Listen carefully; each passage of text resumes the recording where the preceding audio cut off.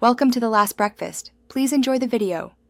You start by installing and importing the motion library so you can animate declaratively.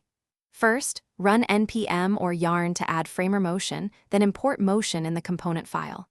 Once done, replace a plain div with motion. Div to get instant props like initial and animate. Make sure your component is functional because hooks and props interact with motion most predictably. Also, prepare simple state, Boolean or number to control the animation. This gives you the first actionable control. You now structure the animation using variants and optional controls so behavior is clear and reusable. Define a variance object with named states like hidden and visible. This groups transform, opacity, and scale values. Then wire variants into motion elements using initial and animate. For programmatic starts, use the use animation hook and call controls. Start visible. Make sure to include transition settings, duration, delay, ease to coordinate timing.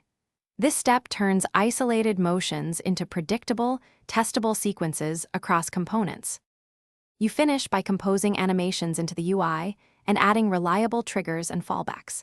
Once your variants and controls are ready, compose parent and child motion components with stagger children and delay children to create smooth sequences.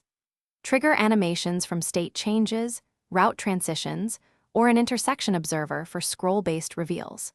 Make sure to respect reduced motion settings by conditionally disabling or simplifying transitions. If things go wrong, check control calls, variant names, and console logs for mismatched keys. That single mismatch is the usual culprit. Thanks for watching. If this was helpful, leave a like and consider subscribing. See you next time.